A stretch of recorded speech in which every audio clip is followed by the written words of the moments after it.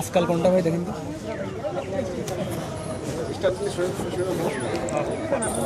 আমরা 47তম বিসিএস লিখিত পরীক্ষার্থীবৃন্দ সর্বশেষ দিনের মতো করে আজকে সবাই আপনাদের সহযোগিতায় এখানে সংবাদ সম্মেলনের মাধ্যমে আমাদের সাথে ঘটে যাওয়া এতদিনের যে কার্যকলাপ, যে নির্যাতন এবং যে জুলুম, সব কিছুর আজকে বিবরণ দেওয়ার জন্য দেশবাসীর সামনে এসেছি।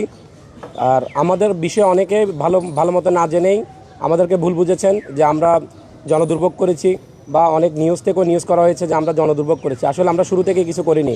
অনেকে হয়তো বা আমাদের লাস্টের 3-4 দিনের আন্দোলন সম্পর্কে দেখেছেন, বাট এর আগেও আমরা গত 30 দিন যাবত ধরে আন্দোলন করে আসতেছি। তখন আমরা আমরা আমাদের কর্তৃপক্ষের সামনে আন্দোলন করেছি, তাদের কাছে বারবার গিয়ে মার খেয়েছি, বারবার আমরা কর্তৃপক্ষের ধারে গিয়েছি, আমাদের উপদেষ্টা মহলের ধারে গিয়েছি, তাদের বাসার সামনে গিয়ে বসেছিলাম দিনের পর দিন যে এই সমস্যার সমাধান করার জন্য। কিন্তু তখন দেশবাসীও জানতো না এবং কোনো দুর্ভোগও আমরা করিনি। কিন্তু আমরা সর্বশেষ যখন আমাদের যখন দেয়ালে পিঠ থেকে যায়, সর্বশেষ সপ্তাহে এসে আমরা সরকারের অ্যাটেনশন নেওয়ার জন্য আমরা কিছু কর্মসূচি দিয়েছিলাম। দেশবাসীর যেখানে কিছুটা দুর্ভোগ হয়েছিল তার জন্য আমরা দেশবাসীর কাছে হাত জোর করে মাপ চাই। আসলে আমরা শিক্ষিত মানুষ, আমরা এগুলো করতে চাইনি, কিন্তু বাংলাদেশের কালচার অনুযায়ী আসলে সরকারের যদি কিছুটা অ্যাটেনশন পেতে হয়, সেক্ষেত্রে আসলে পেশি শক্তি লাগে। আমরা আগেও দেখেছি যারা পেশি শক্তি নিয়ে সরকারের সাথে ডিল করতে এসেছে তারা অনেক অন্যায় দাবি, অন্যায্য দাবি এবং হাস্যকর দাবি আদায় করে নিয়ে গেছেন। কারণ এই অন্তর্বর্তী সরকারের আমলে অসংখ্য দাবি হয়েছে, অসংখ্য আন্দোলন হয়েছে, আর যে আন্দোলনগুলো সফল হয়েছে, যে আন্দোলনগুলো মেনে নিয়েছে, সবগুলো আন্দোলনেই ছিল পেশি শক্তির জোরে, কোনো ন্যায্যতার প্রশ্ন ছিল না। এগুলো নিয়ে কখনো আগে বসা হয় না। যখন পেশি শক্তি দিয়ে অন্তর্বর্তী সরকারকে কাবু করা যায়, তখনই তারা বসে নতুন করে আইন করে নেয়, নতুন করে নিয়ম বানিয়ে, নতুন করে সব কিছু সংশোধন করে আইনের উদ্যোগে গিয়ে তারা সব কিছু মেনে নেয়। কিন্তু আমাদের কোনো দাবি দেওয়াই ছিল না।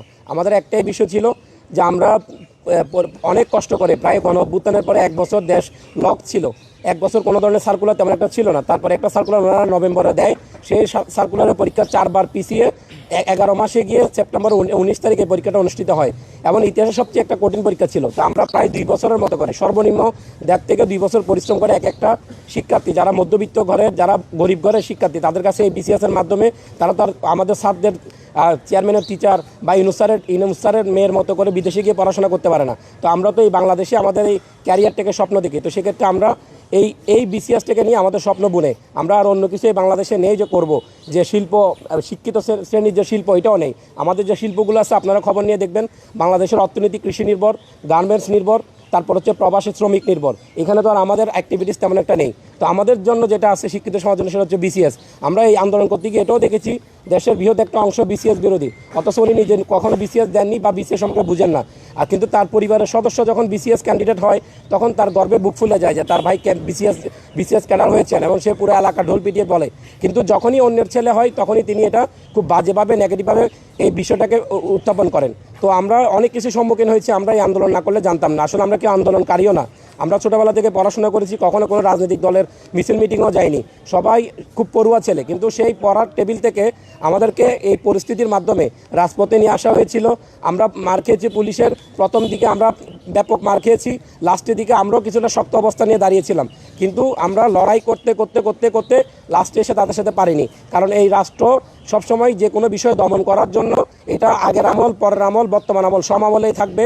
রাষ্ট্র তার বিভিন্ন পলিসি বাস্তবায়ন করার জন্য, সেটা যতই যাদেরকে নিয়ে পলিসি করা হোক, তাদের যতই দুর্ভোগ হোক, যতই তাদের উপর নিপীড়ন হোক, অত্যাচার হোক, রাষ্ট্র যখন ঠিক করে এটা পলিসি হিসেবে বাস্তবায়ন করবে, তখন তার জন্য পেটুয়া বাহিনী থাকে। সেই পেটুয়া বাহিনী নামিয়ে দিয়ে যে কোনো সরকার দমন করে ওই জিনিসটা, পলিসিটা এক্সিকিউশন করা হয়। তো আমাদের ক্ষেত্রে এটা করা হয়েছে। আমরা ছাত্র, যদিও বলা হয় গণ অভ্যুত্থান এই বিসিএস শিক্ষার্থীদের দিয়ে শুরু হয়েছে, এই আবু সাইদ ভাইয়ের রক্তের মধ্য দিয়ে এই অভ্যুত্থানকে চাঙ্গা করে ক্ষমতার হাওয়া বদল হয়েছে। হয়েছে। আজকে বিভিন্ন রাজনৈতিক দল, বিভিন্ন সংস্থার প্রধান, বিভিন্ন রাজনৈতিক দলের আজকে হাওয়া বদল হয়েছে। তো তারা সবাই যার যার জায়গায় গিয়ে তারা সবাই বিভিন্নভাবে সুবিধা নেওয়ার জন্য ব্যস্ত। কিন্তু এরপরে যে আমাদের যে বিসিএস আন্দোলনকে নিয়ে যে একটা অভ্যুত্থান হলো, কিন্তু এই বিসিএসের যে শিক্ষার্থী তাদের যে বিভিন্ন প্রতিটা দফায় দফায় কিছুদিন পর পর এক এক ব্যাচের সাথে বিভিন্ন আন্দোলনে গিয়ে যে তারা মার খাচ্ছে, এটা নিয়ে আসলে কোনো কেউ বিবৃতি ছাড়া আর কিছুই করেনি। সর্বোচ্চ বিবৃতি দেন এবং দায়সারাভাবে যে তার উপরে কোনো ধরনের চাপ না হয় সেইভাবেই সহযোগিতা করেন, আন্তরিকভাবে কেউ সহযোগিতা করতে আসেননি। তো আমরা বিভিন্ন সরকারের মহলের কাছে গিয়েছি, বিভিন্ন রাজনৈতিক দলের কাছেও গিয়েছি, কেউ আসলে দায়সারাভাবে বেশি কিছু করেননি।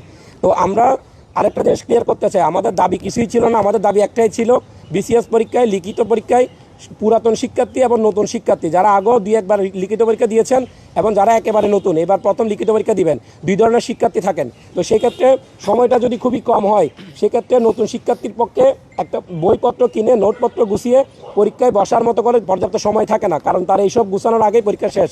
আর পুরাতন শিক্ষার্থীর জন্য এটা একটা খুবই সুন্দর একটা কোটা সুবিধার মতো কাজ করেন, কারণ তিনি তার আগের বছরে 1.5 বছর সময় পেয়েছেন প্রিপারেশন নেওয়ার জন্য, মাত্র 3 মাস আগে একটা লিখিত পরীক্ষা দিয়ে এসেছেন। তো উনি এখন যদি আরেকটা লিখিত পরীক্ষায় বসেন, উনি অবশ্যই আমাদের চেয়ে 1000 গুণে এগিয়ে থাকবেন এবং আমরা কোনো ধরনের প্রতিযোগিতাই করতে পারবো না। এই যে আমাদের প্রতি একটা জুলুম হচ্ছিল, আমরা অভ্যুত্থানের পরে প্রথম একটা লিখিত বিসিএস ব্যাচ ছিলাম, আমরাই প্রথম একটা সাধারণ ব্যাচ ছিলাম, অন্য 2টা বিসিএস পরীক্ষা ছিল যেগুলো বিশেষ বিসিএস, কোনো অংশগ্রহণ ছিল না। তো আমাদের এই মাত্র প্রথম বিসিএস ছিল এই সরকারের আমলে।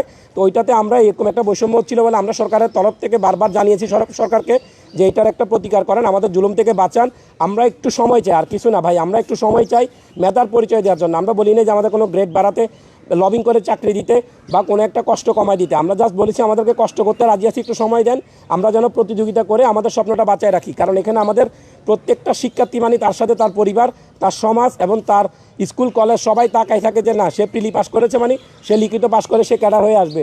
অনেকে তো জানে না পরের ধাপে যে একটা কঠিন ধাপ আছে, লিখিত পরীক্ষাটাই আসল, এবং সেখানে যেরকম একটা রাজনৈতিক হিসাব নিকাশ এবং কিছু কিছু ব্যক্তি, আমাদের চেয়ারম্যান স্যারের ব্যক্তিগত স্বপ্ন যে ক্যালেন্ডার ইয়ারের বিসিএস উনি করবেন, কিন্তু উনি কোত্থেকে এটা চিন্তা করা দরকার ছিল যেটা একটা অভ্যুত্থানের পরের বছর উনি 6-7টা ব্যাচকে এবছর ডিল করেছেন এবং সামনে একটা নির্বাচনকালীন বছর, উনি যে ক্যালেন্ডার ইয়ার শুরু করবেন এই নির্বাচনকালীন বছরে অনির্দিষ্ট সময় থাকবে, দেশের পরিস্থিতি অস্বাভাবিক থাকতেও পারে এবং উনি ওনার চেয়ারে থাকবেন কিনা সেটাও নির্দিষ্ট না। তো ওনাকে এই বছরটা অবজারভেশনে রেখে উনি আমাদেরকে সাথে নিয়ে এই ব্যাচটাকে জবাই না করে, স্যাক্রিফাইস না করে, ওনার মুখ দিয়ে বলেছেন যে এই ব্যাচটাকে স্যাক্রিফাইস করতে হবে। এবং আমরা সরকারের মহল থেকেও গিয়ে বারবার শুনেছি সামনে একটা রাজনৈতিক দল ক্ষমতায় আসবে, তারা এখানে অনেক কিছু করতে পারে, তো এই সরকারের আমলে আমরা এটা পরীক্ষাটা নিয়ে নিব, তোমরা স্যাক্রিফাইস হয়ে যাও, কিছু করার নাই। তো ওনাদের যে কয়জনকে ক্যাডার লাগে সেজনকে নিয়ে যেতে পারলে হয়। আমরা এটাও আশঙ্কা করতেছি উপদেষ্টা, ছাত্র উপদেষ্টাদের কোনো বন্ধুবান্ধব ওনাদেরকে অনেক রিকোয়েস্ট করেছে পরীক্ষাটা এই তাড়াতাড়ি নিয়ে নেওয়ার জন্য, এখন তাদের কোনো হিসাব নিকাশ আছে কিনা আমরা জানি না সুনির্দিষ্টভাবে, কিন্তু আমরা এটা নিয়ে আশঙ্কা করি। এবং এইভাবে জিনিসটা ডিজাইন করে একাধিক পক্ষ একমত হয়ে আমাদের সাথে একটা জুলুম করলো। আমরা এটার প্রতিবাদ জানিয়েছি, আমরা পড়ার টেবিল থেকে নিরীহ শিক্ষার্থীরা আমরা রাজপথে নেমে এসেছি, আমরা মার খেয়েছি, আমাদের প্রায় 40 থেকে 50 জন খুবই আহত। কালকে এক ভাইয়ের অবস্থায় তার মাথায় 10টা সেলাই আছে, এবং এই যে অসুস্থ যে ছেলেটা, তার পুরা শরীর লাঠির বাড়ি আছে, এখন সে তার মাথা ফাটা, তার মাথায় 10টা সেলাই, আগামীকাল সকালে পরীক্ষা, সেই পরীক্ষায় কীভাবে দিতে যাবে? আর এই পরীক্ষা তার পক্ষে দেওয়া কি সম্ভব? 10 দিন ধরে পরীক্ষা হবে। তো এই যে একটা শিক্ষার্থীকে তারা মেরে পরীক্ষার হল থেকে আগে বের করে দিল, তাকে দেখার জন্য সরকারের তরফ থেকে বা পিএসসির তরফ থেকে কেউ দেখতে আসেনি। তাদের কথা হচ্ছে তারা পরীক্ষা নেবে, তাদের যারা প্রিয় ছাত্র যাদেরকে নিয়ে তারা এই পরীক্ষাটা অ্যারেঞ্জমেন্ট করতে চায় তারা থাকলে হইলো। আমরা যে পরীক্ষা বর্জন করব এই কর্মসূচি দিয়েছি, এটা নিয়ে তারা কোনো ধরনের উদ্বেগ জানায়নি এবং এটা নিয়ে তারা কোনো আগ্রহ দেখায়নি যে না তোমরাও পরীক্ষা দিতে আসো, আমরা সমাধান করি, বাট তারা কোনো আগ্রহ দেখায়নি। তো আমরা আজকে সকালেও একটা প্রোগ্রাম দিতাম, আমাদেরকে পুলিশের তরফ থেকে আমাদেরকে মিসগাইড করা হয়েছে। কালকে আমরা আন্দোলন করতে করতে 2-4 জন কিন্তু নিজেদেরকে আত্মহত্যা দেওয়ার কথা চিন্তা করেছেন যে না, সে বোয়াজিয়ার মতো করে সে প্রতিবাদ করতে গিয়ে নিজেকে আত্মহত্যা দিয়ে দেশের সামনে, ছাত্র সমাজের সামনে একটা প্রতিবাদী চরিত্র তুলে ধরার চেষ্টা করেছিলেন, কিন্তু ওইখানে পুলিশ তাকে মিসগাইড করে পরবর্তীতে রাতে তাকে আমাদেরকে জানানো হয় যে না এটা সকালে সমাধান হবে, পিএসসি থেকে মিটিং করে সকালে একটা নতুন রুটিন আসবে, এইভাবে আমাদেরকে আশ্বস্ত করে রাতে বাসায় পাঠায়। আমরা সকাল পর্যন্ত অপেক্ষা করি, সবাই মনে করেছেন যে না আজকে রুটিন পরিবর্তন হয়ে যাবে, কিন্তু আমরা দেখলাম দুপুর পার হওয়ার পরে এটা একটা ধোঁকা ছিল। এবার আমরা একটা সকালে একটা উপদেষ্টার সাথে দেখা করতে যাই, উনিও বলছেন দেখবেন আমরা দেখতেছি, এটা নিয়ে কথা বলতেছি, তোমাদের এই মুজিববাদী আন্দোলন করার দরকার নেই। তো আমরা তো কোনো মুজিববাদী আন্দোলন করতেছি না, আমাদের আন্দোলনে কোনো রাজনৈতিক স্লোগান ছিল? আমরা একটা জুলুমের শিকার হচ্ছি, সে জুলুম থেকে বাঁচার জন্য আমরা সর্বাত্মক চেষ্টা করেছি, না দেশবাসীর কাছে সাহায্য চেয়েছি, আকুতি মিনতি করেছি, আমরা চোখের জল ফেলেছি, আমরা আকুতি মিনতি করে কান্না করেছি যে না আমাদেরকে এখান থেকে বাঁচান, আমরাও পরীক্ষা দিতে চাই, এই পরীক্ষাটা যেন ন্যায্য হয় এবং সবাই আমরা নতুন পুরাতন সবাই যেন প্রতিযোগিতা করে মেধার পরিচয় দিয়ে পরীক্ষাটা আমরা দিয়ে আসতে পারি। কিন্তু আমাদেরকে সে সুযোগটা দেওয়া হয় নাই। আমাদের চেয়ারম্যান স্যারের একটা রোডম্যাপ আছেন, ওনার রোডম্যাপ উনি নেবে নেই। ওনার ছেলে তো আমেরিকায় পড়েন, উনি নিজেও কখনো বিসিএস দেন নাই। ওনার কাছে মনে হয় যেন না পড়ে সব করা যায়। আমরা স্কুল কলেজে যা পড়াশোনা করেছি ওগুলাই বিসিএস। তো বিসিএস যদি এতই সহজ হতো তাহলে তো মানুষ কখনো 6 মাস বা 4 মাস সময়ের জন্য রাস্তায় এইভাবে নিজের মৃত্যু হাতে নিয়ে রাস্তায় আসতো না। উনি এতটুকু বোধগম্য ওনার ছিল না। উনি তো ওনার অ্যারোগ্যান্সটা উনি ধরে রেখেছেন এবং উনি আমাদেরকে পরাজিত করেছেন। আমরা হেরে গিয়েছি। আমরা ওনাদের কাছে, ওনার শক্তির কাছে, পুলিশের লাঠির বাড়ির কাছে এবং ওনার যে অহংকারের কাছে এবং সরকারের রাজনৈতিক হিসাব নিকাশের কাছে আমরা হেরে গিয়েছি। আমরা যারা এই যে কয়জন মধ্যবিত্ত পরিবারের সন্তান, আমরা যে কয়জন এই পরীক্ষা দিতে পারবো না, আমরা বর্জন করলাম এই পরীক্ষা। যদি ভবিষ্যতে কোনো সরকার এসে এটা কোনো স্টেপ নিতে পারে আমরা তখনও আন্দোলন করব। এই পরীক্ষা আমরা বর্জন করলাম, আমাদের সাথে অসংখ্য শিক্ষার্থী বর্জন করবে এবং আপনারা খবর নিয়ে দেখবেন যে এই পরীক্ষায় ইতিহাসের সবচেয়ে কম শিক্ষার্থী শেষ পর্যন্ত এই পরীক্ষা কন্টিনিউ করবে। আমি বললাম আপনারা এটা পরীক্ষা শেষে একটা জরিপ করে দেখবেন আগের পরীক্ষা শেষ পর্যন্ত কতজন কন্টিনিউ করতো।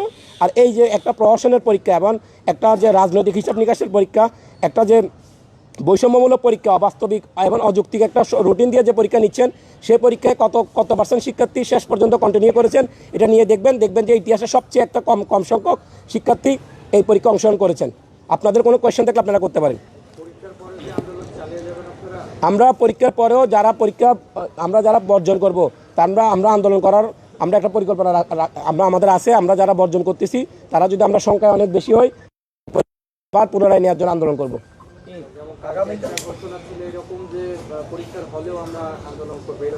না, আপাতত এই জিনিসটা থেকে সরে এসেছি। কারণ আমরা দেখতে চাই যে আমাদের যে ভাই বোনেরা পরীক্ষা দিতে চায় তারা যদি দিক। এখন এটা যদি সংখ্যায় কম হয় আমরা তো পরীক্ষার 1-2 দিন গেলেই বুঝতে পারবো যে এখানে কি পরিমাণ শিক্ষার্থী অংশগ্রহণ করেছেন। যদি সংখ্যায় ওনারা কম হয় সেক্ষেত্রে আমরা আমাদের পরীক্ষার পরে পরীক্ষা বাতিলের জন্য পরীক্ষা বর্জন কর্মসূচি যে অনেক সংখ্যক হলে সেক্ষেত্রে আমরা পরীক্ষা বাতিলের জন্য আমরা এটার জন্য পরবর্তীতে আমরা পদক্ষেপ নেব। আমাদের কোনো কর্মসূচি নেই। আর আমাদের হয়ে এখন নেক্সট কথা বলবেন জি ছাত্র উপদেষ্টার ব্যাপারে বলতে আমরা প্রথমে জানতাম না এখানে কেন এত অনর, পিএসসি কেন অনর। তখন আমরা ছাত্র উপদেষ্টাদের কাছে গিয়েছি। আমরা আসিফ মাহমুদ সজীব ভুঁইয়ার বাসায় 2 দিন গিয়ে আমি বসেছিলাম ওনার নিচে। উনি 2 দিনে নামেননি। ইভেন আমি আসার পর উনি নেমেছেন। ওনার পিএসকে বলা হয়েছে উনি বাসায় ছিলেন কিন্তু ওনার পিএস এসে বলেছেন উনি বাসায় নেই। প্রথমে শুনে গিয়ে উনি উপরে গিয়ে কথা বলেছেন, পরবর্তীতে এসে উনি বললেন যে বাসায় নেই, কিন্তু উনি একটু আগে বলেছেন উনি উপরে আছেন। তো আর মাহফুজ ভাইয়ের কাছে আমরা গিয়েছিলাম, উনি নিজে বলেছেন যে একটি রাজনৈতিক দল আসবে, আমরা চাই তাড়াতাড়ি হয়ে যাক। তো আমার বন্ধু মহলে এখানে পরীক্ষা দিচ্ছে, ওরা বলতেছে পরীক্ষাটা তাড়াতাড়ি হয়ে যেতে হবে। তো এইভাবে ইভেন উনি এই কথাটা বলেছেন, খুব কষ্ট লেগেছে যে আমাদের এই গণ অভ্যুত্থান নাকি বিসিএস ক্যান্ডিডেট কেউ মারা যায়নি। কিন্তু আমরা তো দেখলাম আবু সাইদ ভাই তো কোনো রাজনৈতিক দলের কর্মী ছিলেন না, উনি তো একজন চাকরি প্রত্যাশী বেকার যুবক ছিলেন। উনি এই কোটা বিরুদ্ধে আন্দোলন করতে গিয়ে প্রথম শহীদ হন এবং ওনার লাস্টে নিয়ে কিন্তু রাজনীতি করে আজকে ওনারা উপদেষ্টা হয়েছেন, কিন্তু ওনারাই অস্বীকার করতেছেন। এই জিনিসটা খুবই মর্মাহত করেছে। এরপর থেকে আমরা আন্দোলন আরও বেগবান করি। আমরা ওনাদের ধারে যাওয়ার চেয়ে আমরা রাস্তায় নেমে দেশবাসীকে জানানোর চেষ্টা করেছি যে না, আমাদের একটা প্রবলেম হচ্ছে, আপনারাও সাথে আসেন। কিন্তু দেশবাসী তো আর বিসিএস এর কথা বুঝেন না। ওনার এই প্রাইমারি স্কুলের 10 লাখ শিক্ষক, তারপর হচ্ছে কি বিভিন্ন আন্দোলনের 20 লাখ মানুষ, 30 লাখ মানুষ, এই পেশি শক্তি অনেক জনগণের যে কণ্ঠ বা ওনাদের সাথে রিলেট করতে পারেন এই বিষয়গুলোতে ওনারা হচ্ছে গিয়ে আমাদের সহমত দেন। কিন্তু আমাদের বিসিএস এর বিষয় তো সার্বিক আমজনতার সাথে এটা সম্পৃক্ত না এবং সবাই এই বিষয়টা সুস্পষ্টভাবে বুঝেন না। তো ওই ক্ষেত্রে ওনারা আমাদেরকে ভুল বুঝতেছেন যে আমরা আন্দোলন করতেছি অল্প সংখ্যক মানুষ, কিন্তু অল্প সংখ্যক মানুষ আন্দোলন করার কথা ছিল না। সবাই পড়ুয়া শিক্ষার্থী, সবার পরীক্ষার চাপ, পড়াশোনা করার কথা ছিল, বাট আমাদেরকে বাধ্য করা হয়েছিল রাস্তায় নামার জন্য। রাস্তায় আমরা মার খেয়েছি, আমাদের অসুস্থ শিক্ষার্থী আছেন এবং আমরা পরীক্ষা বর্জন করতেছি। এরপরে যদি এই কলঙ্কিত পরীক্ষায় সরকার নিতে চান তাদের হাতে আজকে রাতেরও সময় আছেন। ওনারা যদি চায় এই পরীক্ষাটা এখনও রেখে এই যে অসুস্থ শিক্ষার্থীর দিকে তাকিয়ে মানবিক দৃষ্টিকোণ থেকে বলতে পারে যে না, এই পরীক্ষাটা আমরা পরে নেই, কিছুটা দিন সময় বাড়াই দিলে ওনাদের কোনো ক্ষয়ক্ষতি নেই। বাট ওনারা ওনাদের জায়গায় ওনাদের হিসাব নিকাশ মিলাতে গিয়ে ওনাদের জায়গায় অনর, ইভেন আমাদের প্রতি কোনো মানবিক দৃষ্টিকোণ দেননি। আমরা শেষ পর্যন্ত আকুতি পর্যন্ত করেছি প্রত্যেকটা মহলে যে আমাদের প্রতি একটু মানবিক দৃষ্টিকোণ থেকে হলে পরীক্ষাটা পিছাক, বাট ওনারা এই কাজটা করেননি। এখন আমাদের যে ভাই